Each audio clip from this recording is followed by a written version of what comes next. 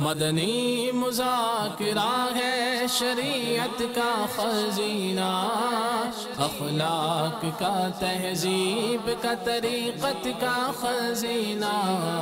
مدنی مذاکرہ ہے، مدنی مذاکرہ، مدنی مذاکرہ ہے، مدنی مذاکرہ، مدنی مذاکرہ۔ الحمدللہ رب العالمین والصلاة والسلام علی سید المرسلین، اما بعد فاعوذ باللہ من الشیطان الرجیم، بسم اللہ الرحمن الرحیم۔ الصلاة والسلام علیک یا رسول اللہ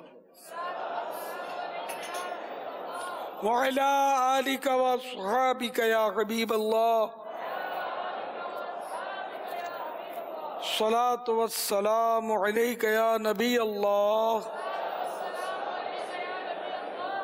وعلی آلک واصحابک یا نور اللہ۔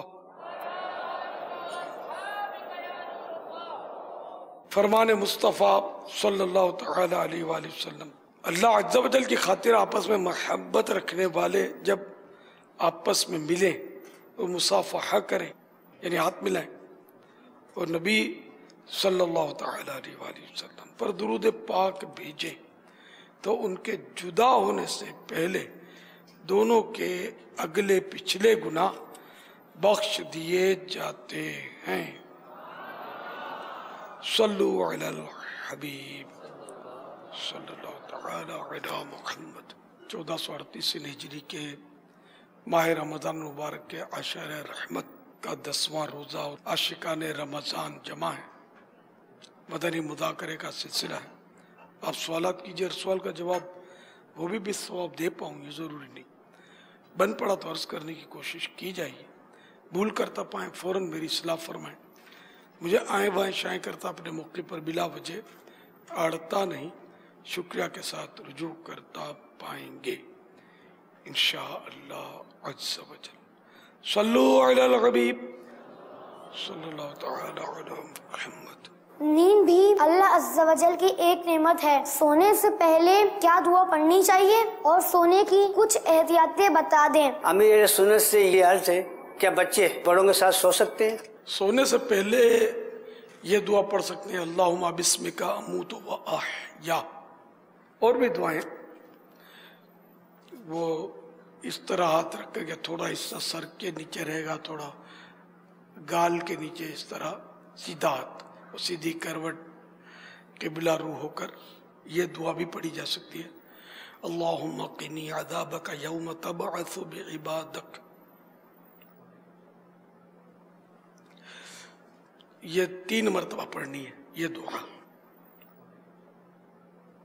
اور یہ سرکار صلی اللہ تعالی علیہ وآلہ وسلم اس طرح یہ کیفیت جو میں نے بتائی نا، تو اس طرح کر کے 3 بار یہ دعا پڑھا کرتے تھے۔ سنت کی نیت سے یہ بھی پڑھ لیا جائے، اور بہتر یہ ہے کہ جب اوراد وغیرہ پڑھ لیں تو آخر میں سورہ کافرون پڑھ لیں، قل یا ایھا الکافرون، انشاءاللہ اسی پر خاتمہ ہوگا۔ اگر پھر کوئی گفتگو کر لی، بات چیت کر لی، تو دوبارہ یہی صورت پڑھ لینا، آخری کلام جو ہو نا یہ سورہ کافرون ہو۔ ہاں، اس کے بعد درود شریف وغیرہ پڑھا تو کوئی حرج نہیں ہے۔ مزید یہ کہ سوتے میں بستر جھاڑ لینا چاہیے، کیونکہ سونے سے پہلے بستر، چادر، تکیہ اگر جھاڑ لیں گے نا تو کوئی اس میں کاکروچ وغیرہ بعض اوقات چھپا ہوا ہوتا ہوگا، کبھی کچھ یہ ہوتا ہے۔ خود میرے اپنے بستر کے نیچے سے ایک بار وہ اتنا لمبا کن کھجورا نکلا، تو یہ بستر کے نیچے گھس جاتے ہیں، خاص کر پرانے مکانات میں یہ چیزیں زیادہ ہوتی ہیں۔ تو یوں یا کوئی کیڑا کنکڑ ہے، کوئی کچھ ہے، تو کچھ بھی ہوگا تو ہم جھاڑ لیں گے نا، بسم اللہ پڑھ کے جھاڑ لیا جائے تو انشاءاللہ اس سے ہماری اپنی بچت ہوگی، فائدہ ہوگا۔ کوئی چیز ہوگی تو بھاگ جائے گی، یا کوئی موذی ہے جس کو مارنا جائز ہے، موذی کو تو مارنا جائز ہوتا ہے، موذی کیڑوں کو تو اس کو مار ڈالیں گے، مارنے کا موقع ملا۔ اچھا، یہ جو میرے بستر کے نیچے نکلا نا، ابھی جھاڑنے کی نوبت ہی نہیں آئی تھی، تو ویسے ہی نکل آیا تھا، تو یہ حکایت اگر بیان کرے کہ جھاڑا تو نکلا اور جھاڑنے کے فضائل میں اس کو آپ بیان کریں تو یہاں جھاڑنے کے بغیر ہی نکل آیا تھا، خود ہی نکل آیا تھا بھی لمبا مطلب. خیر میں نے اس کو مار دیا. یہ خطرناک ہوتا ہے، کان میں گھس جاتا ہے کن کھجورا. کن مانے کان، 1000 پگا بھی بولتے ہیں اس کو، 1000 پاؤں والا، یعنی بہت پاؤں ہوتے ہیں اس کے. 2 ٹکڑے کر دو اگر اس کے تو آگے چل کے دو کن کھجورے بن جائیں گے. اس کے 2 ٹکڑے اس کو بالکل مار دیا جائے جان سے. عصر کے بعد سونے سے عقل زائل ہونے کا خوف ہوتا ہے، تب حافظہ بھی کمزور ہو سکتا ہے. فرمان مصطفیٰ صلی اللہ تعالی علیہ وآلہ وسلم، جو شخص عصر کے بعد سوئے اور اس کی عقل جاتی رہے تو وہ اپنے ہی کو ملامت کرے. دن کے ابتدائی حصے میں سونا یا مغرب و عشاء کے درمیان سونا مکروہ ہے. سونے میں مستحب یہ کہ با طہارت سوئے، وضو کر کے سوئے. فتح رضویہ شریف میں اور مرآت المناجی میں یہی ہے کہ سیدھی کروٹ پر سونا سنت ہے. یعنی وہی کہ ہتھیلی نیچے رکھ دے، تھوڑا سر کا حصہ تھوڑا گال کا حصہ یوں ہی آئے گا، خالی گال پہ تو نہیں سونا مشکل ہے، یوں آئے گا. رخسار اور رخسارہ، رخسارہ ایسا لفظ تو بعض اوقات وہ ہاں رہ جاتی ہے تو رخسار لکھتے ہیں تو کتابت میں غلطی کی وجہ سے تو پھر رخسار گال کو بولتے ہیں، گال کے نیچے تو بندہ سو نہیں سکتا. تو رخسارہ تو وہی کہ یہ سر کا تھوڑا حصہ بھی اس میں شامل ہو جاتا ہے، یہ رخسارہ.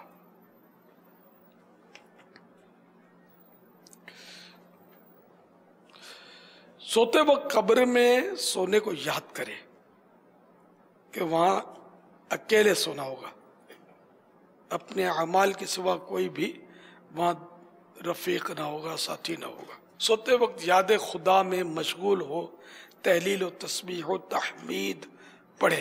تحلیل یعنی لا الہ الا اللہ ہو، تسبیح سبحان اللہ، تسبیح مانے سبحان اللہ، اور بھی اس کے سیکھے ہیں. اور تحمید یعنی الحمدللہ، جس میں اللہ کی حمد ہو وہ تحمید کہلائے گی. یہ نہ پڑھتا رہے، یا کریم ہو یا کریم ہو یا کریم ہو، پڑھتے پڑھتے سو جائے. یہ بھی کچھ نہ کچھ ذکر و اذکار کرتا رہے. یہاں تک کہ یعنی جس حالت پر انسان سوتا ہے اسی پر اٹھتا ہے، جس حالت پر مرتا ہے قیامت کے دن اسی پر اٹھے گا. نیند سے بیدار ہو کر جاگ کر مسواک کیجئے. جب لڑکے اور لڑکی کی عمر 10 سال کی ہو جائے تو ان کو الگ الگ سنانا چاہیے، بلکہ اس عمر کا لڑکا اتنے بڑے یعنی اپنی عمر کے لڑکوں یا اپنے سے بڑے مردوں کے ساتھ بھی نہ سوئے. یہ 10 سال کی، اب کوئی خیالات آتے ہیں الٹے سیدھے تو پھر 2 سال کے بچے کو بھی ساتھ میں نہ سلائے. ورنہ 10 سال میں تو وہ یہ کہ مراہق کہنے بالغ کے قریب اس کی عمر ہو جاتی ہے، قد کاٹ بھی کسی حد تک نکل آتا ہے بچے کا، تو اس سے دور رہنا ہوگا، احتیاط کرنی ہوگی. بعض اوقات 6-7 سال کا بچہ بھی یوں دیکھنے میں بڑا معلوم ہوتا ہے، پھر اس سے بھی بچنا ہوگا. اس میں اپنے دل پر بھی بندہ غور کر لے. واللہ تعالی اعلم ورسولہ اعلم عز وجل صلی اللہ تعالی علیہ وآلہ وسلم. صلو علی الحبیب صلی اللہ تعالی علیہ وسلم. یہ سوال آیا ہے میں سوشل میڈیا کے ذریعے. میرا بیٹا ہے 5 ماہ کا، اس کی دادی نے اس کا نام غوث رکھا ہے. سب مجھے کہہ رہے ہیں کہ یہ نام رکھنا درست نہیں ہے کیونکہ غوث کا معنی ہے دینے والا، اور دینے والی ذات صرف اللہ کی ہے. رہنمائی فرما دے. غوث کے معنی مدد کرنے والا، فریاد سننے والا، یہ بھی لفظی معنی ہے. اور اولیاء کرام کی ایک اعلیٰ قسم ہے غوث. اوتاد، قطب، ابدال، اس طرح کی اقسام ہیں. تو غوث یہ بہت بڑی قسم ہے. جیسے ہمارے غوث پاک نام تو ان کا عبد القادر ہے. تو غوث نام رکھنا جائز ہے. ویسے بہتر یہ کہ غلام غوث رکھا جائے، نسبت رکھ دی جائے غلامی کی. اس میں اس کے معنی میں جو ہے نا یہ وہ اپنے منہ میاں مٹھو بننے والا پہلو پایا جا رہا ہے. ایسے بہت سارے نام ہیں تو ان سے بچنا اچھا ہے. رکھ لیا غوث نام تو گناہ نہیں ہے، اور دینے والا تو اگر یہ معنی بھی ہو تو کوئی حرج نہیں ہے. تو ہم بھی تو ایک دوسرے کو دیتے ہی ہیں نا اللہ کی عطا سے. کون پیسے مانگتا ہے امی سے تو بچہ امی دیتی ہے نا. کھانا مانگتا ہے، دودھ مانگتا ہے، پانی مانگتا ہے تو امی دیتی ہے. ابو دیتے ہیں، خرچی ابو ہی تو دیتے ہیں. تو یوں مجازن دینے والا معنی تو کوئی حرج نہیں ہے، سبھی ایک دوسرے کو دیتے ہیں. حقیقت میں اللہ دیتا ہے، اللہ کے دیے سے سارے ہی دیتے ہیں. واللہ تعالی اعلم ورسولہ اعلم عز وجل وصلی اللہ تعالی علیہ وآلہ وسلم. صلو علی الحبیب صلی اللہ علیہ محمد. کیا زکوٰۃ اپنے سگے بھائی کو دے سکتے ہیں اگر وہ ساتھ رہتا ہو اور شرعی فقیر بھی ہو؟ دے سکتے ہیں. واللہ تعالی اعلم ورسولہ اعلم عز وجل وصلی اللہ تعالی علیہ وآلہ وسلم. صلو علی الحبیب صلی اللہ تعالی علی محمد. بچے مسجد میں لگے درختوں سے پھل توڑتے ہیں، کیا یہ جائز ہے؟ جائز نہیں. واللہ تعالی اعلم ورسولہ اعلم عز وجل وصلی اللہ تعالی علیہ وآلہ وسلم. صلو علی الحبیب صلی اللہ تعالی علی محمد. سہیل خان ہیں، کہتے ہیں کیا چھوٹے بال رکھنا سنت ہے؟ پورے بال رکھنا سنت ہے. آدھے کان تک، کان کی لو تک، یا بڑھ جاتے تھے تو گردن شریف کو چھو جاتے تھے. کندھے سے نیچے رکھنا حرام ہے، عورت کی مشابہت ہے. اعلی حضرت کے فتح رضویہ میں یہ لکھا ہوا ہے. تو کندھے کو چھو جائیں بس اتنے، بڑھ جائیں تو اس سے نیچے جانے نہیں چاہیے. چھوٹے چھوٹے بال جو کاٹ کے رکھتے ہیں، بعضوں کا زلفیں بھی رکھتے ہیں نا، وہ بھی تھوڑی ہلکی کروا لیتے ہیں. جائز تو ہے لیکن پھر وہ سنت ادا نہ ہوئی. سنت تو ہر بال پورا ہونا چاہیے. واللہ تعالی اعلم ورسولہ اعلم عز وجل وصلی اللہ تعالی علیہ وآلہ وسلم. صلو علی الحبیب صلی اللہ تعالی علی محمد. کہتے ہیں میرے شوز کی شاپ ہے، کیا اگر کوئی زکوٰۃ لینے آئے تو میں نئے یا پہلے کے رکھے ہوئے جوتے زکوٰۃ کے طور پر دے سکتا ہوں؟ ہاں، زکوٰۃ میں شو بھی دیے جا سکتے ہیں، جوتے. یہ اصل وہ مایوب سا لگ رہا ہے اس لیے شاید پوچھا ہوگا. ہے تو مال ہی، ابھی مال نامی ہے، بڑھنے والا مال ہے، قیمتی ہوتا ہی ہے. واللہ تعالی اعلم ورسولہ اعلم عز وجل وصلی اللہ تعالی علیہ وآلہ وسلم. صلو علی الحبیب صلی اللہ تعالی علیہ. روزہ چھوڑ دیا لیکن توڑا نہیں، تو کیا اس صورت میں بھی کفارہ دینا پڑے گا؟ روزہ اچھا رات سے ہی روزہ رکھا ہی نہیں، چھوڑ دیا، اس کا کفارہ نہیں ہے، ایک قضا ہے اور توبہ. اگر بلا عذر شرعی ایسا کیا ہے تو قضا تو لازم ہے ہر صورت میں. خود یعنی بلا اجازت شرعی چھوڑا تھا تو توبہ بھی اس کی فرض ہے. واللہ تعالی اعلم ورسولہ اعلم عز وجل وصلی اللہ تعالی علیہ وآلہ وسلم. صلو علی الحبیب صلی اللہ تعالی علیہ وسلم. کیا عورتیں مخصوص ایام میں جو روزے نہیں رکھتی وہ معاف ہیں؟ روزے معاف نہیں ہیں، قضا کرنے ہوں گے.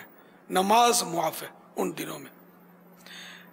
واللہ تعالی اعلم ورسولہ اعلم عز وجل وصلی اللہ تعالی علیہ وآلہ وسلم. صلو علی الحبیب صلی اللہ تعالی علی محمد. پیارے امیر اہل سنت کی بارگاہ میں میرا یہ سوال ہے، مدنی انعامات نمبر 41 ہے کہ قرض ہونے کی صورت میں باوجود استطاعت قرض خواہ کی اجازت کے بغیر قرض کی ادائیگی میں تاخیر تو نہیں کی. اگر کوئی شخص تاخیر کرے تو اس کا کیا حکم ہے؟ اسی طرح کسی نے عارضی طور پر کوئی چیز لی ہے اور وہ مقررہ مدت پر جان بوجھ کر نہ دے تو ایسا کیا ہے؟ کیا یہ ضروری ہے؟ اس بارے میں آپ کیا ارشاد فرماتے ہیں؟ قرض خواہ سے اجازت لیے بغیر ادائے قرض میں تاخیر گناہ ہے۔ فیضان رمضان میں ہے، حقوق العباد کا معاملہ نہایت ہی سخت ہے۔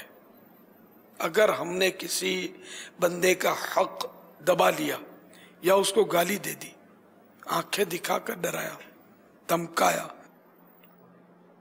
غصہ اور ڈانٹ ڈپٹ کی جس سے اس کا دل دکھا، الغرض کسی طرح بھی بے اجازت شرعی اس کی دل آزاری کی یا قرضہ دبا لیا، بلکہ بغیر صحیح مجبوری کے قرض کی ادائیگی میں تاخیر ہی کی، یہ سب بندوں کی حق تلفیاں ہیں۔ یاد رکھیے، اگر آپ نے کسی سے قرض لیا اور ادائیگی کے لیے رقم پاس نہیں ہے، مگر گھر کے اسباب فرنیچر وغیرہ بیچ کر قرض ادا کیا جا سکتا ہے تو یہ بھی کرنا پڑے گا۔ قرض ادا کرنے کی ممکن صورت ہونے کے باوجود قرض دار سے مہلت لیے بغیر آپ قرض کی ادائیگی میں جب تک تاخیر کرتے رہیں گے گناہگار ہوتے رہیں گے۔ اب خواہ آپ جاگ رہے ہوں یا سو رہے ہوں، ایک ایک لمحے کا گناہ لکھا جاتا رہے گا، گویا ادائیگی قرض تک مسلسل آپ کے گناہوں کا میٹر چلتا رہے گا۔ الامان والحفیظ، جب قرض کی ادائیگی میں تاخیر کا یہ وبال ہے تو جو کوئی پورا قرضہ ہی دبا لے اس کا کیا حال ہوگا۔ میرے آقا اعلی حضرت امام اہل سنت مولانا شاہ امام احمد رضا خان علیہ رحمت الرحمن سے قرضے کی ادائیگی میں سستی اور جھوٹے حیل اور حجت یعنی بہانے، جھوٹے بہانے کرنے والے شخص کے بارے میں استفسار ہوا تو آپ نے فرمایا کہ زید یعنی وہی جھوٹے بہانے کرنے والا فاسق و فاجر، مرتکب کبائر، ظالم، کذاب یعنی بہت بڑا جھوٹا، مستحق عذاب ہے۔ اس سے زیادہ اور کیا القاب اپنے لیے چاہتا ہے؟ اگر اس حالت میں مر گیا اور دین جس میں قرض بھی شامل ہے لوگوں کا اس پر باقی رہا، اس کی نیکیاں ان قرض خواہوں کے مطالبے میں دی جائیں گی۔ کیوں کر دی جائیں گی، یعنی کس طرح دی جائیں گی یہ بھی سن لیجیے۔ تقریباً 3 پیسے دین کے بدلے 700 نمازیں باجماعت دینی پڑیں گی۔ جب اس قرضہ دبانے والے کے پاس نیکیاں نہ رہیں گی، ان قرض خواہوں نے جو قرضہ مانگ رہے ہیں کہ گناہ اس مقروض یعنی جس پر قرضہ ہے کے سر پر رکھے جائیں گے اور آگ میں پھینک دیا جائے گا۔ اس کی تفصیل دیکھنے کے لیے فتح رضویہ جلد 25 پیج نمبر 69 دیکھیے۔ مت دبا قرضہ کسی کا نابکار، روئے گا دوزخ میں ورنہ زار زار۔ صلو علی الحبیب صلی اللہ تعالی علیہ توبوا الی اللہ استغفر اللہ صلو علی الحبیب علی محمد۔ کسی کی چیز لی استعمال کے لیے اور وقت مقررہ پر نہ دی، عاریتاً جو لیتے ہیں، اگر دیتے وقت ہی کوئی وعدہ کیا تھا کہ اتنے وقت پر میں دے ہی دوں گا، پکا وعدہ ہے میرا، اور دل میں یہ تھا کہ میں یہ چیز کون دیتا ہے یار، اس کو جلدی دیکھی جائے گی، تو یہ وعدہ خلافی ہوئی نا۔ وعدہ خلافی یہی ہوتی ہے کہ وعدہ کرتے وقت ذہن میں یہ ہو کہ اس وعدے کو پورا نہیں کرنا ہے، یہ وعدہ خلافی ہے۔ وعدہ کرتے وقت ذہن میں پورا یہ ہے کہ میں نے یہ پورا کرنا ہی ہے، بعد میں اگر ذہن بدل گیا، وعدہ یعنی کہ نہ نبھایا، تو وعدہ خلافی کا گناہ نہیں ہوگا۔ پھر بھی ایسا کرنا نہیں چاہیے کہ لوگوں نے اس کو وعدہ خلافی کہنی ہے اور بدزن ہونا ہے، باتیں بنانی ہے، برائیاں کرنی ہے، غیبت کرنی ہے، وعدہ خلاف بولنا ہے اس کو، اور یوں گناہوں میں پڑنا ہے۔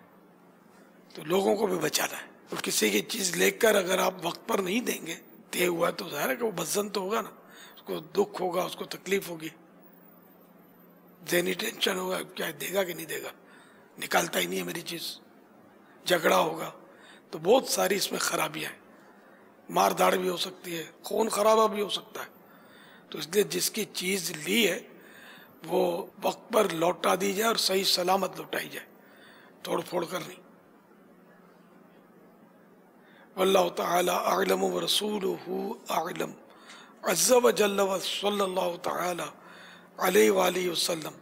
صلو علی صلی اللہ تعالی علی صلی اللہ تعالی علی محمد. عموماً اس طرح کی بات ہوتی ہے، کتنی جلدی رمضان گزر گیا نا، کتنی جلدی رمضان گزر رہا ہے. مگر اس پورے بات چیت میں کہیں یہ محسوسات، یار یہ عشرہ گزر رہا ہے، 10 دن گزر گئے، میری مغفرت نہیں ہوئی ہوگی تو میں نے یہ نہیں کیا ہوگا تو یہ نہیں ہوا ہو، تو اس طرح کی کیفیت کئی جگہوں پر نہیں بنتی. تو ماہ رمضان کا اتنی تیزی کے ساتھ گزارنا، اسپیشلی یہ عشرہ رحمت ہے، اور یقیناً غروب آفتاب کے بعد یہ عشرہ ہم سے جدا ہو جائے گا.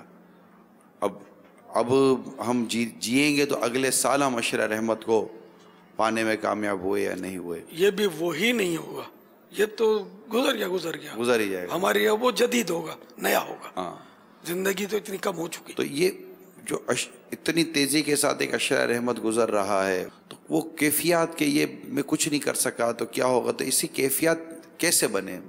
غم رمضان جس کو ہم کہتے ہیں، یا یہ عشرہ رحمت کے گزرنے کا غم، افسوس، شرمندگی، یہ سب کیسے حاصل ہو؟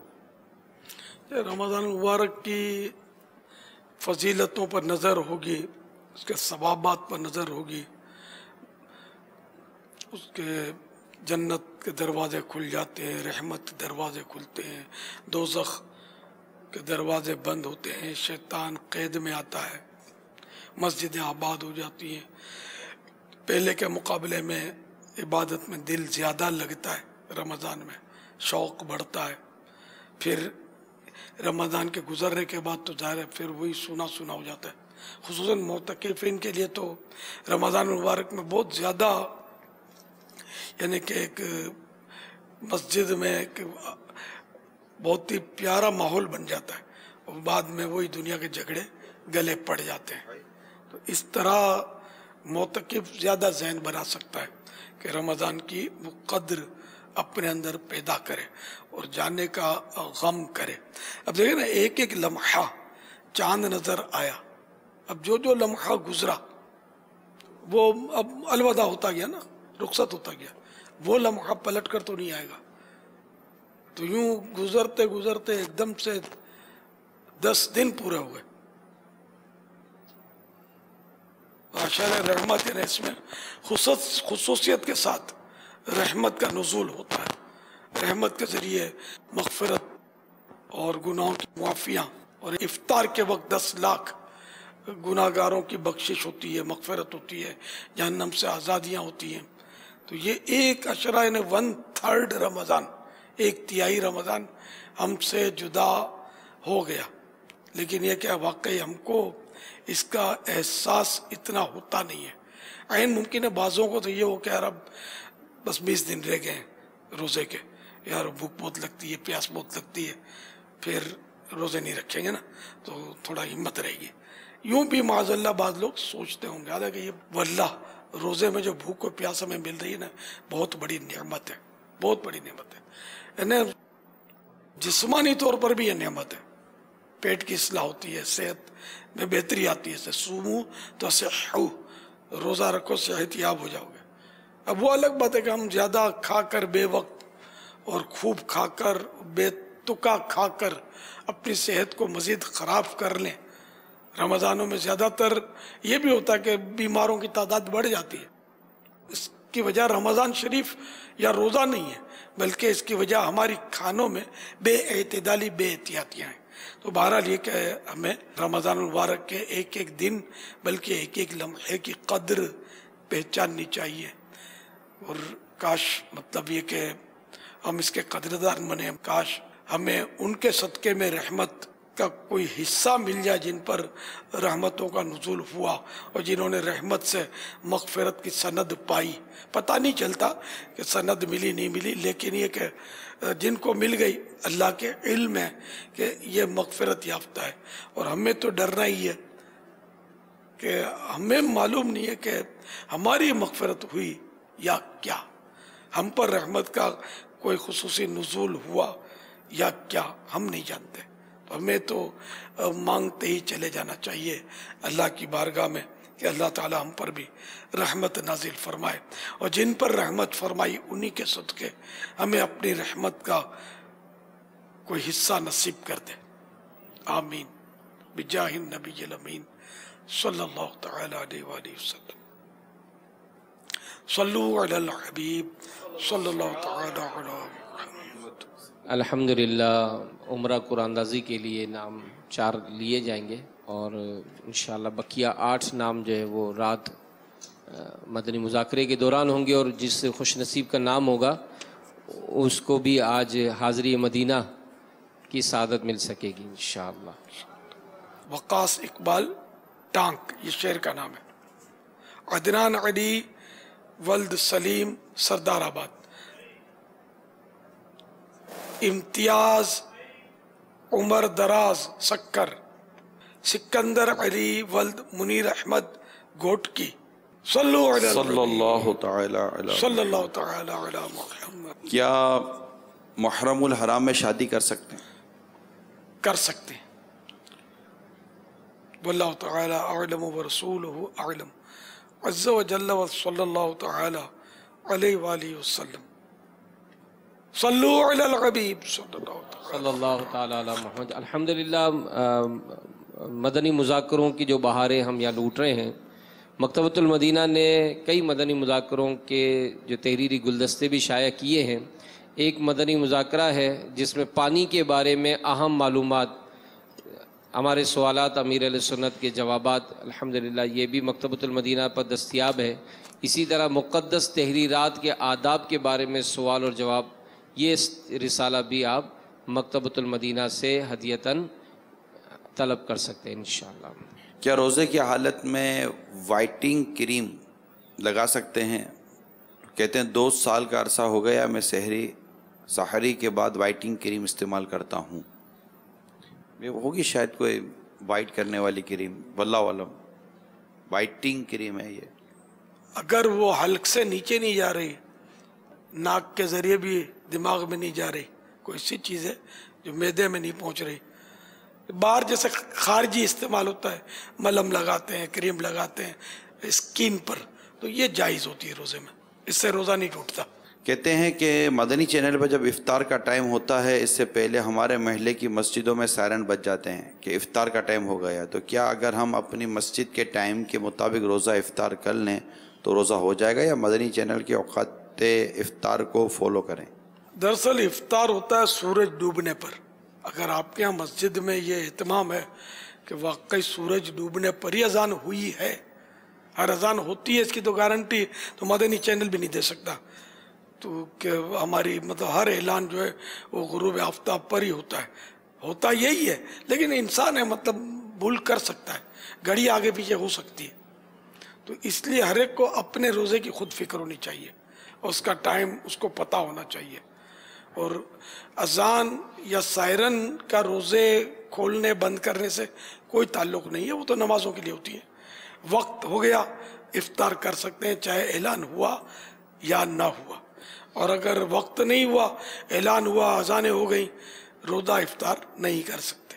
ہمارے ہاں جو احتیاطی وقت میں یہ اعلان وغیرہ ہوتے ہیں، تو اس میں جو بعض جگہ بہت جلدی مچاتے ہیں، ایسا نہیں کرنا چاہیے. یقینی جب تک نہ ہو جائے سورج غروب، اس وقت تک اعلان یا اذان کی ترکیب نہ کی جائے. واللہ تعالی اعلم ورسولہ اعلم عز وجل وصلی اللہ تعالی علیہ وآلہ وسلم. صلو علی الحبیب صلی اللہ تعالی علی محمد. روزے میں انجیکشن لگوا سکتے ہیں؟ لگوا سکتے ہیں. صلو علی الحبیب صلی اللہ تعالی علی محمد. انعام الرحمن اتاری USA کی اسٹیٹ کیلیفورنیا اور اس کی سٹی سیکرامنٹو سے بات کر رہا ہوں. مرشد کریم کی بارگاہ میں عرض ہے کہ ایک شخص جس کے گھر میں 4 قرآن شریف ہیں اور ان میں سے وہ صرف 1 قرآن شریف کی تلاوت کرتا ہے اور باقی 3 قرآن شریف ویسے کے ویسے اس کی شیلف میں رکھے ہوئے ہیں، تو کیا ایسا کرنا ٹھیک ہے؟ برائے کرم ہماری رہنمائی فرمائیے. रखने में तो हर्ज नहीं है, 3 कुरान करीम रखता है बरकत के लिए, या वैसे किसी के पास ज़रूरत से ज़्यादा माल है तो वो मुबाह है, नाजायज़ नहीं है। अलबत्ता तक़वा परहेज़गारी तो यही है कि ज़रूरत से जो भी ज़ायद है वो राय खुदा में बंदा देकर अपनी आखिरत के लिए जमा कर ले, नहीं करता रखता है तो गुनाह नहीं मिलेगा।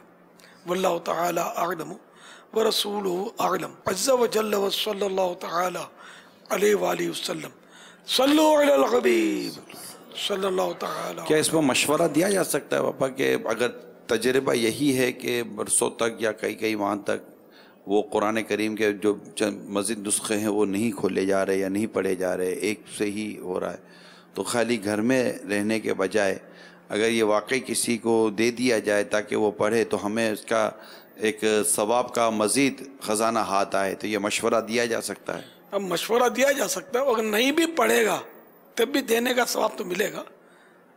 हम ये समझते हैं कि किसी को नेकी की दावत दी और वो नमाजी बन गया तो हमको भी सवाब मिलेगा, ऐसा नहीं है।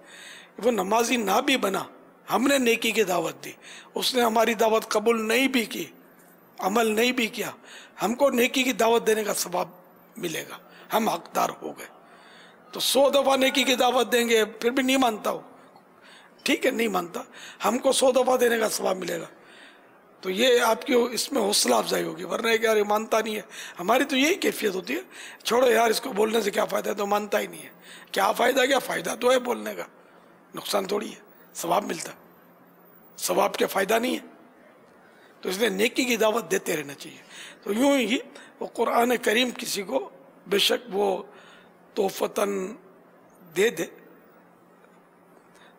वो भले घर में रखे पढ़े ना भी तो सवाब मिलेगा, और पढ़े तो मदीना मदीना। वल्लाहु तआला अअलम व रसूलुहु अअलम अज़्ज़ा व जल्ल व सल्लल्लाहु तआला अलैहि व आलिहि वसल्लम सल्लु अलल हबीब सल्लल्लाहु तआला अला मुहम्मद। जो शख्स रोज़ा नहीं रखता इसको ईद मुबारक, रोज़ा मुबारक बोल सकते हैं? अब रोज़ा रखा नहीं तो उसको तो रोज़ा मुबारक कहने की तो कोई सूरत ही नहीं है, रोज़ा है नहीं उसके पास। अलबत्ता ईद मुबारक कहने में हर्ज नहीं है।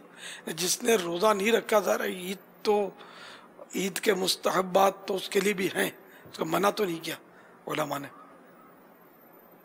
वल्लाहु तआला अअलम व रसूलुहु अअलम अज़्ज़ा व जल्ल व सल्लल्लाहु तआला अलैहि व सल्लम। यहाँ तक कि किसी ने एक भी रोज़ा नहीं रखा बिला उज़्र, तभी ईद की नमाज उस पर भी वाजिब है, नहीं पढ़ेगा तो मज़ीद गुनाहगार, ईद की नमाज तर्क करने का भी गुनाहगार होगा वो। सल्लु अलल हबीब सल्लल्लाहु तआला अला मुहम्मद। अल्हम्दुलिल्लाह, नई फैज़ान रमज़ान मुरम्मम तरमीम शुदा, इसमें लफ्ज़ मुरम्मम लिखा नहीं है लेकिन है वो तरमीम शुदा, इजाफा भी है कुछ कमी भी है। अल्हम्दुलिल्लाह मकतबतुल मदीना पर आ चुकी है और हदीयतन हासिल की जा सकती है। हदिया 260 रुपये।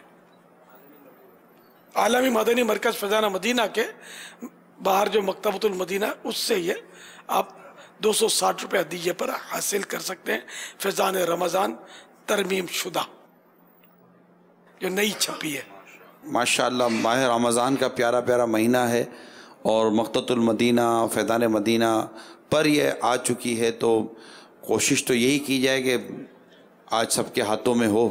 किसकी नीयत बन 260 रुपये दिया है, इंशाअल्लाह ये कोशिशों से ये सब चीज़ें काम मुकम्मल होते हैं, तो हमें लेना चाहिए, पढ़ना चाहिए और इससे इंशाअल्लाह माह रमज़ान की मज़ीद बरकतें नसीब होंगी, इसके फ़ज़ाइल मज़ीद मिलेंगे। इसमें ईद का बयान भी मौजूद है और दीगर चीज़ें भी इसमें बहुत सारी मौजूद हैं। तो है कोई नियत करने वाला जिसकी नियत बनती हो? माशाअल्लाह माशाअल्लाह, अल्लाह करीम इस किताब को लेने, उसे पढ़ने की भी तौफीक दे और करीम ऐसा करम कर दे कि ये किताब लेकर हम तक़सीम रसाइल में भी हिस्सा ले सकें। सल्लु अलल हबीब। तौर पर जानदार चीजें चलती हैं मगर बेजान चीजें भी चलती हैं, जैसे किश्ती, गाड़ी, ट्रेन। इनको इंसान चलाते हैं। इंसान अल्लाह ताला की बेहतरीन मखलूक है। تو اس کا چلنا بھی سب سے اچھا ہونا چاہیے۔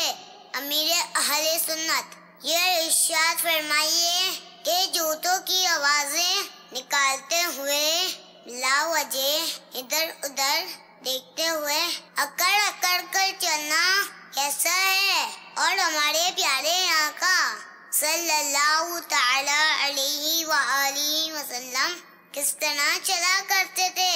اور اگر کچھ خواتین کھڑی ہیں تو کیا ان کے بیچ سے گزر سکتے ہیں؟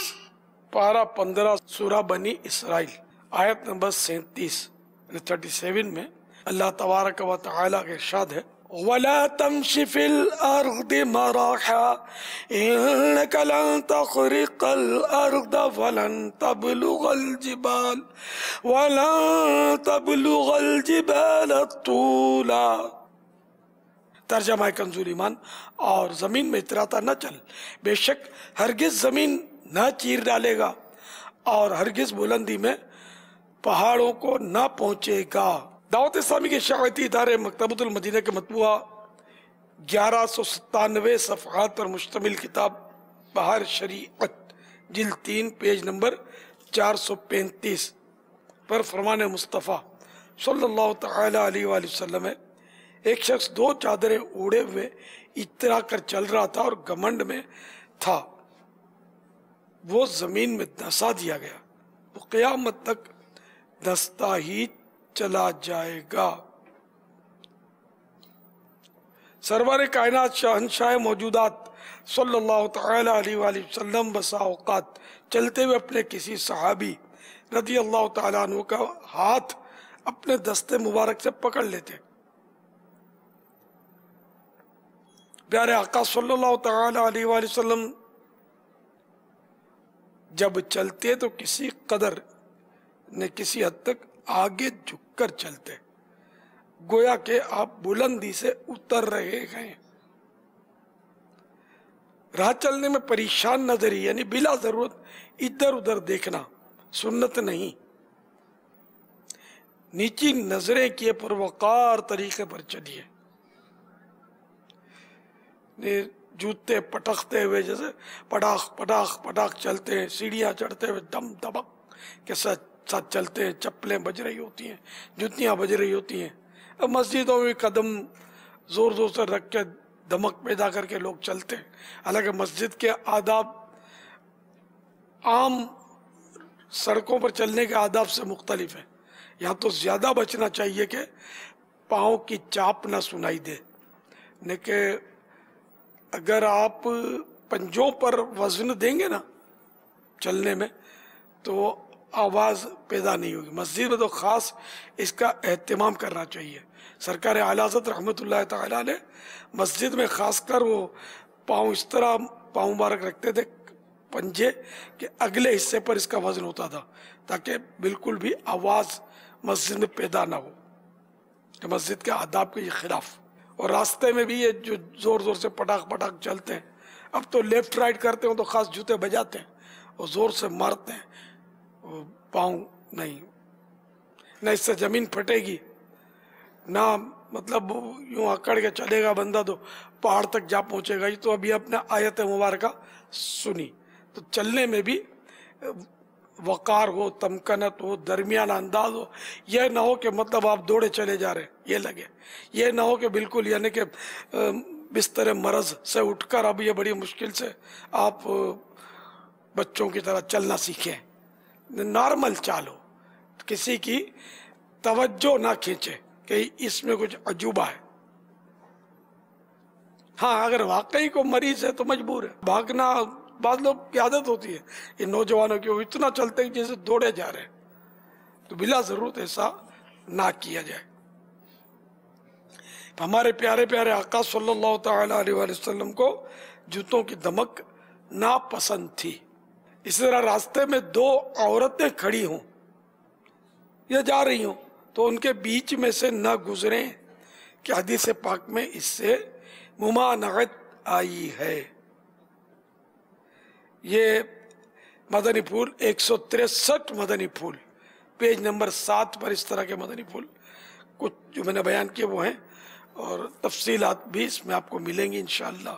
مزید بھی 163 مدنی پھول ہیں مختلف عنوانات پر، تو یہ اور 101 مدنی پھول، یہ 2 رسالے تو آپ ضرور خرید لیں. 101 مدنی پھول اور 163 مدنی پھول انتہائی کارآمد ہیں. مدنی منوں کو بھی چاہیے کہ وہ بھی اکڑ کر اور دمک دماغ سے نہ چلا کریں، وہ بھی اچھی طرح چلنا سیکھیں، سنت کے مطابق چلنا چاہیے. تو انشاءاللہ اس کا ثواب بھی ملے گا، سنت کی نیت ہوگی تو. واللہ تعالی اعلم ورسولہ اعلم عز وجل وصلی اللہ تعالی علیہ وآلہ وسلم. صلو علی الحبیب صلی اللہ تعالی علی محمد. کسی اسلامی بہن کا سوال ہے، اگر کمزوری کی وجہ سے روزے نہ رکھے جا رہے ہوں تو کیا آدھے روزے رکھ کر آدھے کا فدیہ ادا کر دیں؟ بوڑھے کے لیے تو ہے شیخ فانی، ایسا بوڑھا کہ جو جس کی اب صحت لوٹ نہیں سکتی، اس کو یہ ظاہری سب ایسے معلومات ہو کہ اب یہ بڑھاپے سے فارغ نہیں ہوگا، کمزوری اس کی رہے گی اور یہ روزہ برداشت نہیں کر سکتا. اس میں بھی یہ کہ اگر اس گرمیوں میں نہیں رکھ سکتا اور سردیوں میں رکھ سکتا ہے تب بھی فدیہ نہیں بلکہ سردیوں میں یہ روزہ رکھے گا، قضا کرے گا، جبکہ رمضان گرمیوں میں ہو. اور اگر سردیوں میں بھی نہیں رکھ سکتا، اتنا بوڑھا ہے اور کمزور ہے، تو اب یہ ایک روزے کے بدلے ایک صدقہ فطر کی مقدار فقیر شرعی کو یا مسکین کو دے گا. صدقہ فطر کی مقدار پورے پاکستان کے لیے ہماری دارالفتہ اہل سنت نے یہ محتاط رقم ہے، کہیں کم کہیں زیادہ ہو سکتی ہے وہ مقدار گیہوں کی مقدار کے حساب سے، لیکن 100 روپے میں تو ہر جگہ ادا ہو جائے گا. تو 100 روپے گیہوں، 240 روپے جو شریف، جو اگر جو میں دینا چاہے تو 240 روپے ایک صدقہ فطر. اور کشمش اور کھجور، یعنی کشمش دینا چاہے تو 1600 روپے، کھجور دینا چاہے تو بھی 1600 روپے ایک صدقہ فطر، اور گیہوں دینا چاہے تو 100 روپے. لیکن ظاہر جتنا شہد ڈالیں گے اتنا میٹھا ہوگا، زیادہ دیں گے زیادہ ثواب ملے گا. یہ پاکستان کے لیے دارالفتہ اہل سنت نے یہ طے کیا ہے. تو یہ تو فدیہ کی میں نے صورت بتائی. اب کوئی جوان عورت کمزور ہو گئی بیماری سے تو اس کی صحت لوٹنے کی تو امید ہوتی ہے، تو جن دنوں یہ کمزور ہے واقعی روزہ نہیں رکھ سکتی، ایسی صورت حال ہے کہ روزہ رکھے گی تو جان چلی جائے گی یا دیر میں اچھی ہوگی، سخت بیمار ہو جائے گی. ایسی صورتیں ہیں اس کے پاس. طبیب حاذق ماہر طبیب جو کہ شریعت کا پابند، وہ ڈاکٹر نہیں جو مطلب یعنی کہ شریعت کو کھیل بنا لیتے ہیں. اسلام میں کوئی سختی نہیں ہے، بیٹھ کے نماز پڑھو، روزہ مت رکھو، اللہ معاف کرنے والا ہے، اس طرح کی باتیں جو کرتے ہیں یہ ڈاکٹر نہیں، اچھے نہیں ہوتے، یہ برے لوگ ہوتے ہیں، لوگوں کو دین سے دور کرنے والے ہوتے ہیں. جو خوف خدا والا شریعت کا پابند ڈاکٹر ہو اور ماہر ڈاکٹر اور اسپیشلسٹ، تو وہ مطلب بتا دے کہ یہ مرض تمہارے لیے روزہ رکھو گے تو دیر میں اچھے ہوگے یا مرض اور بڑھ جائے گا، شدت اختیار ہوگی یا جان چلی جائے گی وغیرہ، تو اب روزہ ترک کر سکتے ہیں. بعد میں جب صحت لوٹ آئے تو دے دیں گے. اور آدھے فدیے کی صورت تو کوئی بھی نہیں ہے کہ وہ بوڑھے کے لیے بھی جو شیخ فانی، ایسا بوڑھا جس کا میں نے مسئلہ عرض کیا، اس کا بھی یہ نہیں کہ آدھا روزہ برداشت کرتا ہے تو آدھا رکھ لے اور پھر یہ کہ آدھا فدیہ دے دے، ایسا نہیں، فدیہ تو پورا ہی دینا ہے. اب آدھے روزے کا کوئی تصور یہاں نہیں ہے اسلام میں. یہ ہو سکتا ہے کہ 15 رکھنے کی طاقت ہے اور 15 رکھ لیے تو 15 بعد میں قضا کر لے، کیونکہ اب جوان ہے، اس کے لیے تو ہم نے پڑھا نہیں ہے کہ وہ بھی فدیہ دے دے. جوان کی تو امید ہوتی ہے نا کہ لوٹ آئے گی طاقت، اس کی بیماری ٹھیک ہو جائے گی تو تگڑا ہو جائے گا. بلکہ وہ شیخ فانی کے لیے بھی لکھا ہے کہ اگر وہ بھی بعد میں اتفاق سے تگڑا ہو گیا، فدیہ دے دیے، تو یہ نفل ہو جائے گا فدیہ، اور اس کو روزے تو قضا کرنے پڑیں گے اس بزرگ کو بھی. یہ رمضان کے روزے فرض ہیں، یہ تو نعمت ہے. اس کے لیے یہ مطلب نعوذ باللہ جان چھڑانے کی کوئی صورت نہ کرے آدمی، بلکہ اس میں اپنی جان پھنسائے رکھے، اسی میں دونوں جان کی بھلائی ہے. اللہ کی رحمت ہے کہ اس نے ہم کو روزے جیسی نعمت دی جو ہمیں تقوی کی دولت سے مالا مال کرتا ہے روزہ. اور بھی بہت سارے فضائل ہیں روزے کے. اللہ تعالیٰ راضی ہوتا ہے، اس سے بڑھ کر کیا فضیلت ہوگی روزے کی؟ رب کی رضا مل گئی تو سب مل گیا۔ صلو علی الحبیب صلی اللہ تعالی علی محمد۔ فطرے کا اگر آپ ایک بار پھر اعلان فرما دیں کہ دعوت اہل سنت نے کتنا فطرے کا فرمایا اور کیا کیا دیا اور ہمیں کیا کرنا چاہیے، ترغیب کیا ہے آپ کی؟ میں نے عرض کیا نا کہ جتنا شہد ڈالیں گے اتنا میٹھا ہوگا۔ کشمش یا کھجور یہ دینا چاہیں، یہی دینا چاہیے۔ جو صاحب حیثیت ہوتے ہیں یوں ہزاروں لاکھوں روپے یوں جھٹکے میں اڑا دیتے ہیں، تو فطرہ اگر وہ 1600 روپے دیں گے تو غریبوں کا بھلا ہوگا۔ گھر کے 4 افراد ہیں تو 6400 روپے ہو جائیں گے، 5 ہیں تو 8000 ہو جائیں گے۔ تو یوں ان کے لیے کوئی مشکل نہیں ہوتا، یہ 1,00,000 2 لاکھ تو یوں بال ان کا ٹوٹتا ہے، پتہ بھی نہیں چلتا۔ تو جو دے سکتے ہیں صاحب حیثیت ان کو دینا چاہیے۔ ویسے بھی دیکھو وہ ہم دنیاوی اعتبار سے بھی بعض اوقات کوئی سستی چیز ہوتی ہے تو جو سمجھدار ہوتے ہیں سستی ہے تو یار یہ اتنی پاورفل نہیں ہوگی، مہنگی والی لیتے کہ یار اس کی کوالٹی درست ہوگی۔ صدقے میں یہ صورت تو میں نہیں بیان کر رہا کہ کوالٹی پاورفل نہ پاورفل، حیثیت اگر ہے تو 1600 روپے دیں گے تو زیادہ فائدہ ہوگا نا، ثواب زیادہ ملے گا، غریبوں کا زیادہ بھلا ہوگا۔ تو کھجور اور کشمش 1600 روپے۔ پھر اگر یہ نہیں دے سکتے جو شریف کے حساب سے دیں 240 روپے ایک صدقہ فطر کے، اور یہ بھی نہیں دینا چاہتے تو ٹھیک ہے پھر گندم کے حساب سے دے دیں، گیہوں کڑک اس کے 100 روپے۔ یہ پاکستان کے لیے محتاط حساب ہے۔ تو یہ بھی عام جو کھجورے وغیرہ ہیں اگر کوئی اجوا کے حساب سے دینا چاہے تو وہ بھی دے سکتا ہے؟ اجازت ہے آپ کی تو ٹھیک ہے، دینے والے یہ دیں گے، اس میں کیا ہے۔ اجوا شریف تو واقعی یعنی کہ مگر وہ پاکستان کے حساب سے یہ کیا ہے نا، اجوا شریف تو مدینے میں، خیر وہاں دینا تو زیادہ ثواب ہے۔ مدینہ شریف میں مدینے کے حساب سے اگر دیتا ہے صدقہ فطر مدینہ وہاں تو کتنے ریال کی ہے؟ 40 سے شروع ہوتی ہے۔ 40 ریال کے بھی پاکستانی ہیں۔ ہاں وہ ڈبل ہے نا گیہوں کے مقابلے میں، یہ سبھی ڈبل ہے نا گیہوں کے مقابلے میں، جو کھجور اور کشمش۔ تو گیہوں کی مقدار 2 کلو میں سے 80 گرام کم،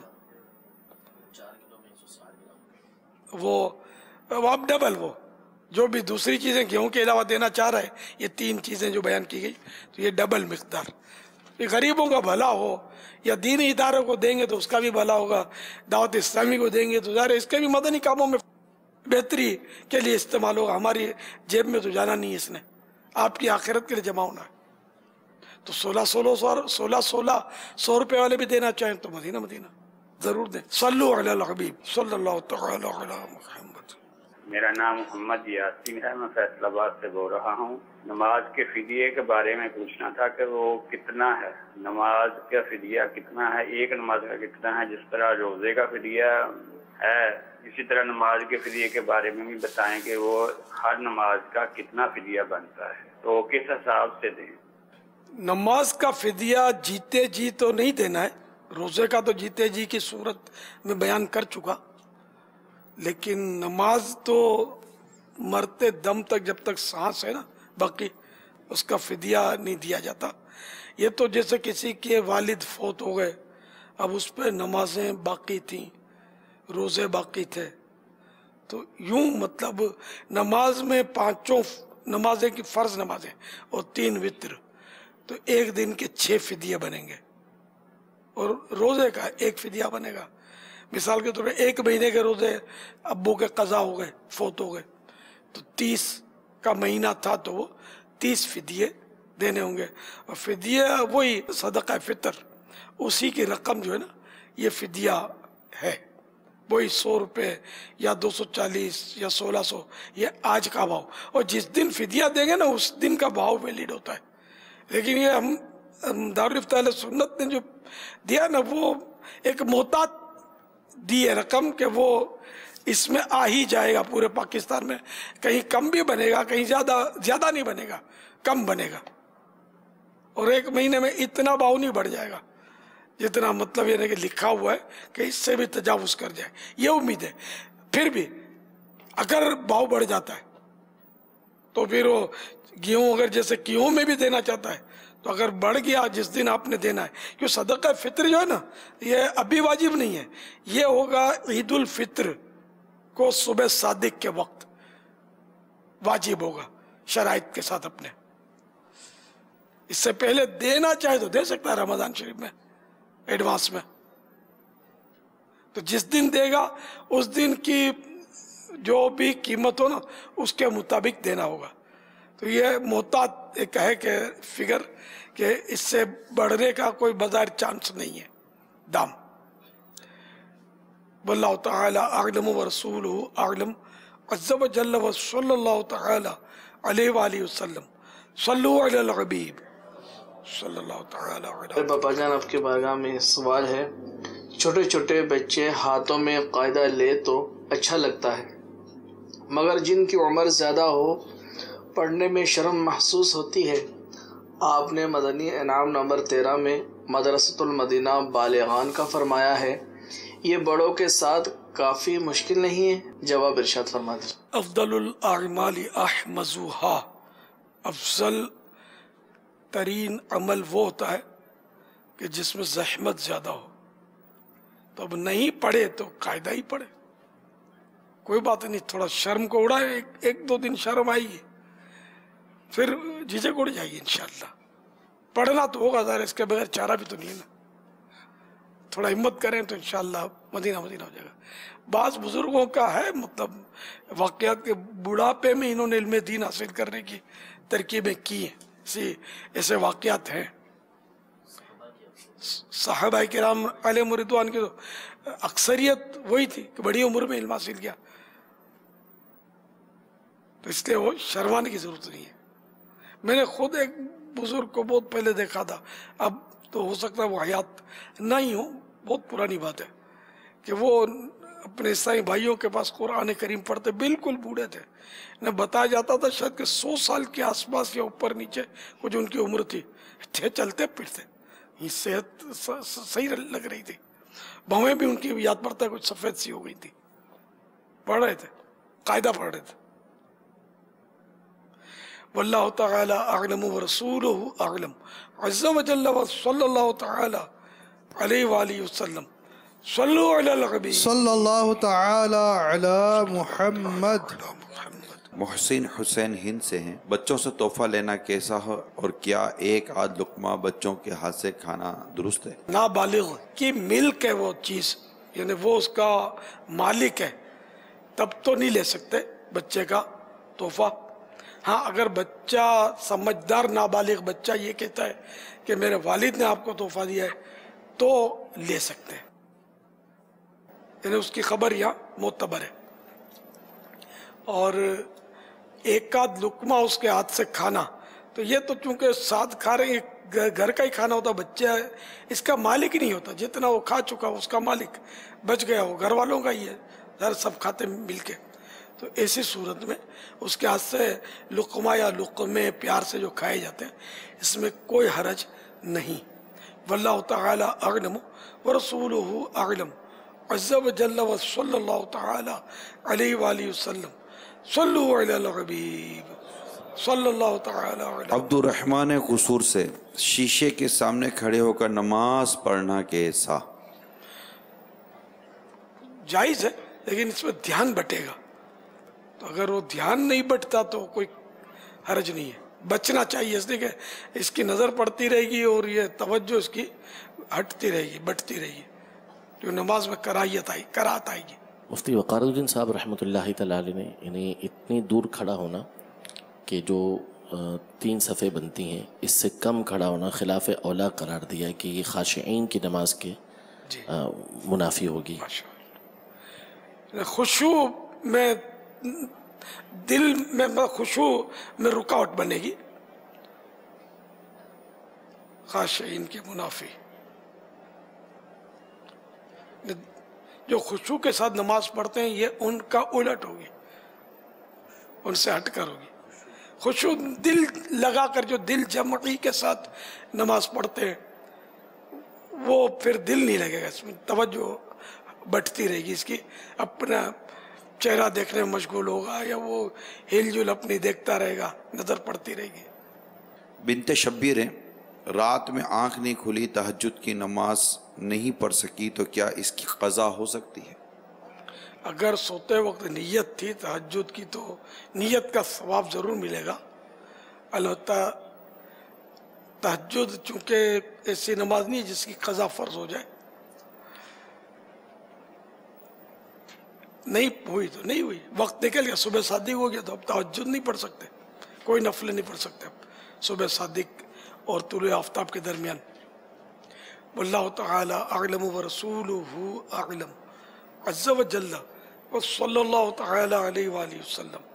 صلی اللہ تعالی علی محمد. محمد حسنین باب المدینہ کراچی سے, روزہ دار کا بار بار اس طرح کہنا مجھے روزہ لگ رہا ہے, پیاس لگ رہی ہے, کاش کہ ابھی میٹھا اور ٹھنڈا ٹھنڈا شربت ہوتا, کیا اسے روزے پر کوئی اثر پڑے گا؟ وہی کہ مجھے روزہ بہت لگا ہے, بہت پیاس لگی ہے, گرمی گرمی, ہاں ایسا کرنا تو دل تنگ ہونے والی بات ہے, ایسا نہ کیا جائے. گیلا کپڑا ڈالنا مگر لوگوں پر اظہار کرنے کے لیے, ویسے گیلا کپڑا ڈالنے میں تو منع نہیں ہے. روزے کی شدت کہ میں ماں بدولت نے روزہ رکھا ہے اور روزہ بہت لگا ہے. یار وہ سردی میں جو مطلب یعنی کہ بازاری قسم کے لوگ کرتے ہیں نا یار, آپ کو وہ بھی اندازہ نہیں ہوتا. سردی بہت ہوتی ہے, خالی بنیان پہن کے نکلیں گے, ہم کو سردی نہیں لگتی. وہ ایسا کرتے ہیں اور آپ یار عبادت کرتے ہیں, روزہ لگا ہے اور کاش ٹھنڈا شربت ہوتا. یہ تو بالکل بیزاری والا اسٹائل, ایسا نہیں ہونا چاہیے کہ کاش ٹھنڈا شربت میں پی لیتا بھی, ایسا نہ بولا بھائی. توبہ, اللہ کی رحمت ہے. پیاس لگے گی تو کربلا والوں کی پیاس بھی یاد آ سکتی ہے, یاد کرنی چاہیے.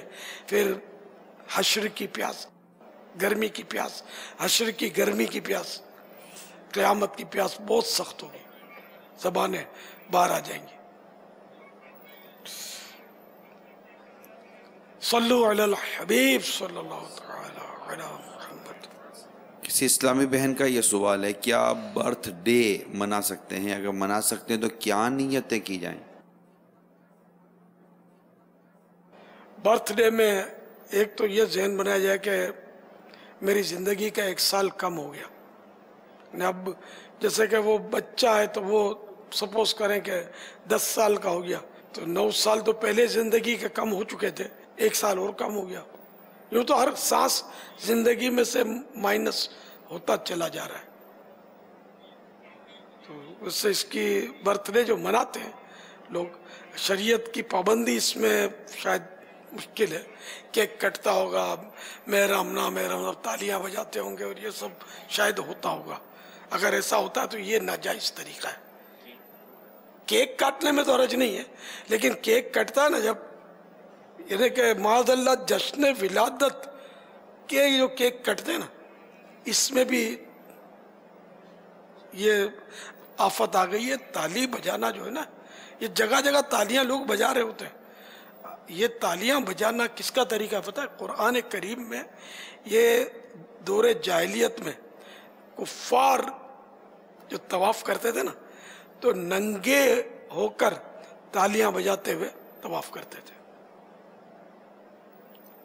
تالیاں بجانے کی ممانت ہے. یہ تالیاں جو بجاتے ہیں نا بات بات پہ کر کے, یہ نہیں, ہمارا کام نہیں ہے, مسلمانوں کا طریقہ نہیں ہے, یہ مسلمانوں میں گھس گیا ہے, اس سے بچنا چاہیے. تو یہ جشن ولادت کے کیک میں بھی تالیاں بجانے کا مجھے یاد پڑتا ہے, وہ کلپ چلا تھا اس میں سوشل میڈیا میں. یہ ہو سکتا ہے کہ سنیوں کو بدنام کرنے کے لیے کوئی چلاتے ہوں کہ یہ طریقہ دیکھو. تو جشن ولادت کا بھی کیک اگر کوئی کاٹتا ہے تو جائز, لیکن اس میں پھر خرابیاں بہت پیدا کر دیتے ہیں. تالیاں بجانا, جوان عورتیں مرد یہ سب مل کے کرنا یہ کام, پھر یہ کہ سوشل میڈیا پہ دے دینا. مزید یہ کہ جشن ولادت مبارک اور عید میلاد النبی صلی اللہ علیہ وسلم اور یہ پاک کلام لکھنا, نالے پاک بنانا. اب نالے پاک کا ہم اتنا ہے کہ احترام کریں, پھر معاذ اللہ اس پر چھری چلا دیتے ہیں, کاٹتے ہیں ان پاک مبارک ناموں کو, نالے پاک. توبہ استغفر اللہ, دل کیسے چلتا ہے یار, یہ کیسے عاشقان رسول ہے؟ ایسا نہیں کرنا چاہیے. केक अगर कर रहा है ये तो सादा सा हो, या कोई फूल बने हुए हो, गमला बना हुआ हो फूलों का, वो भी जाया नहीं होना चाहिए, खिलाने जाया पिलाने में होना इतना ये अलग चीज है। तो ये केक का रवाज ना डाले। हम लोग तो केक की हौसला अफजाई नहीं करते। शरीयत ने चूंकि इसको नाजायज नहीं कहा, क़ुयूदात के साथ करे तो जायज तो है, लेकिन हम इसकी पजीरा ही नहीं करते कि फिर इसमें खराबियां बहुत लोग कर ही रहे हैं। कभी बगैर लिखे हुए तो शादी को केक काटता होगा। नाले पाक का केक भी देखा है मैंने, लिखे हुए भी होते हैं जश्न मिलादुन नबी सल्लल्लाहु तआला अलैहि वसल्लम वगैरह। इसको छुरी से काटना ये नहीं ठीक। सल्लु अलल हबीब सल्लल्लाहु तआला अलैहि मुहम्मद। तो ये बर्थडे भी मनाते हैं, जायज है, जायज तरीके से हो, बेपर्दगियां ना हो, लेकिन इसकी कोई नीयत नहीं, कुछ समझ में आती नहीं है। हमारे यहाँ में मेरी भी बर्थडे मनाते हैं, हालांकि मैं खुद नहीं मनाता, अब ये मोहब्बत में मनाते हैं साईं भाई। तो इसका सबूत तो जश्न विलादत भी हम मनाते हैं, और अभी इंशाअल्लाह 15 रमज़ान मुबारक को भी हम किसी का जश्न विलादत मनाने वाले हैं। 15 रमज़ान को इंशाअल्लाह जुलूस भी निकलेगा, इंशाअल्लाह धूमधाम से किसी का जश्न विलादत मनाया जाने वाला है। बताइए, जवाब दीजिए, किसका? मोहम्मद शुएब अतारी डेरा इस्माइल खान से एक माह एतिकाफ के लिए हाजिर हूँ। इमाम हसन मुज्तबा रज़ियल्लाहु तआला अन्हु का यौम पैदाइश 15 रमज़ान है। जवाब दुरुस्त है, माशाअल्लाह। अभी रिसाला भी आ रहा है इंशाअल्लाह, देखो कब आता है। इंशाअल्लाह आ जाएगा, और आएगा तो लेंगे भी, पढ़ेंगे भी, तकसीम भी करेंगे इंशाअल्लाह। इमाम हसन की 30 हिकायात, माशाअल्लाह, करामात भी है इसमें, हिकायात भी है, बड़ी मालूमात का खजाना है इंशाअल्लाह। Medina Medina Medina. इसमें इमाम हसन मुज्तबा रज़ियल्लाहु तआला के मनक़बत भी है। सुभान अल्लाह। 18 को भी है, 17 और 18 दोनों। हाँ, ये बात बताते जाओ किस किस का है। अब्दुल हमीद अतारी फारूक नगर से एक माह के लिए इत्काफ के लिए हाजिर हूँ। प्यारे बाबा जान 21 रमज़ान को हज़रत अली रज़ियल्लाहु ताला अन्हु। माशाअल्लाह, जवाब दुरुस्त है। 18 को मोहम्मद शमोइल यूसुफ अतारी जामियातुल मदीना कुबा मस्जिद सद्दाराबाद फैसलाबाद। 18 रमज़ान मुबारक को हज़रत आयशा सिद्दीक़ा रज़ियल्लाहु ताला अन्हा का उर्स मुबारक रज़ियल्लाहु ताला अन्हा। माशाअल्लाह, सल्लु अलल हबीब सल्लल्लाहु ताला अला मुहम्मद। ये इरशाद फरमाए कि अगर किसी इस्लामी भाई के पास कोई औरत आए या किसी इस्लामी बहन के पास कोई मर्द आए और कहे कि मैं मुसलमान होना चाहता हूँ, तो ये इस्लामी भाई और इस्लामी बहन क्या करेंगे? पर्दे की क्या क्या एहतियातें होंगी? जो मुमकिन हो एहतियात वो करे, और या निगाह नीची करके उसको मुसलमान कर दे। मुसलमान तो करना होगा। तो मेरे पास आपको जी बापा, मुझे याद आया एक पादरी आया था, अपनी बीवी को भी लाया था, बेपर्दा बीवी को, अब मुसलमान होना, और उसने सवाल जवाब किया। पहले बोला मैं बात करूंगा, मुतमईन हुआ तो मुसलमान होऊंगा। तो ये आए थे, तो फिर उस वक्त तो हिफाजत उमूर का इतना था, लेकिन इतना वो मेरा मजबूत नहीं था। और तो मैं तो बाहर निकल आया था गली में, ये सुनकर नींद से उठाया था मुझे हाजी उबैद रजा ने। तो दिन का वक्त था, तो मैं तो नींद से उठ के बाहर आ गया। फिर घर पे ले गए इनको, शायद कुछ चाय पानी या खिलाया, खाना पता नहीं, उसको मान दिया, मतलब इस्लाम कबूल करने की उम्मीद थी कि बोला बातचीत करेंगे। फिर तो बीवी भी थी उसकी, बेपर्दा, वो भी बैठी रही। तो फिर खैर ये अल्हम्दुलिल्लाह मुसलमान हो गए। और फिर कहा कि एक और बीवी है मेरी, उसको भी तरकीब करनी है। फिर रजा, फिर हाजी उबैद रजा को इनके साथ भेजा, तो वो भी मुसलमान हो गई, शायद बच्चे भी मुसलमान और भी वहाँ के कुछ लोग मुसलमान हुए थे। और उसने इस बात का इजहार भी किया था कि जितनी देर तक अमीर सुन्नत हमें निकी की दावत देते रहे, हाजी उबैद रजा भी थे, निकी की दावत देते रहे, तो अमीर सुन्नत और इनके शहजादे जो थे, इन्होंने हाथ उठाकर हमारे औरतों की तरफ नहीं देखा। तो निगाहों की हिफाजत के साथ इसकी तरकीब बनाई जा सकती है, जैसा अमीर सुन्नत ने इसने नोट किया इस चीज को। अल्हम्दुलिल्लाह। تو یہ تو یوں اسلام کی دعوت تو دی جا سکتی ہے عورت کو، لیکن یہی کہ قیودات کے ساتھ، احتیاط کے ساتھ، کیونکہ اب اس کو ہم اب بھی تو مسلمان نہیں ہوئی، اس کو برقع کیسے پہنائیں گے؟ مسلمان نہیں پہنتی عورتیں برقعے آج کل، معاذ اللہ، پردہ نہیں کر رہی۔ صلو علی الحبیب صلی اللہ تعالی علی محمد۔ دوبارہ احرام باندھنے کے لیے احرام کا دھونا ضروری ہے؟ نہ، اب میلہ ہے تو دھو لے، ورنہ ضروری نہیں ہے۔ یہ عورتیں تراویح کی نماز کس طرح پڑھیں؟ بچے روتے ہیں، ان کو سنبھالنا بھی ہوتا ہے۔ بچوں کو بھی سنبھالے، تراویح بھی پڑھے۔ بی بی فاطمہ بھی تو تراویح پڑھتی ہی تھی، نفلیں بھی پڑھتی تھی، خوب عبادت کرتی تھی۔ ان کے بھی بچے تھے، شہزادے تھے، ہماری آنکھوں کے تارے تھے، سر کے تاج تھے۔ جب چھوٹے تھے تو ظاہر ہے کہ وہ چھوٹے تو چھوٹے ہوتے ہیں نا، لیکن اب ان کے بارے میں کوئی منقول نہیں ہے، ہم نے پڑھا کہ یہ روتے دھوتے تھے یا کچھ ایسا، واللہ اعلم۔ ہم اور ادب بھی یہی ہے کہ ہم اس پر کلام نہ کریں، لیکن بہرحال یہ کہ بچے والوں کو بھی، بچے والیوں کو بھی تراویح معاف نہیں ہے۔ صلو علی الحبیب صلی اللہ تعالی علی محمد۔ مدنی مذاکرہ ہے شریعت کا خزینہ، اخلاق کا، تہذیب کا، طریقت کا خزینہ۔ مدنی مذاکرہ ہے، مدنی مذاکرہ، مدنی مذاکرہ ہے، مدنی مذاکرہ۔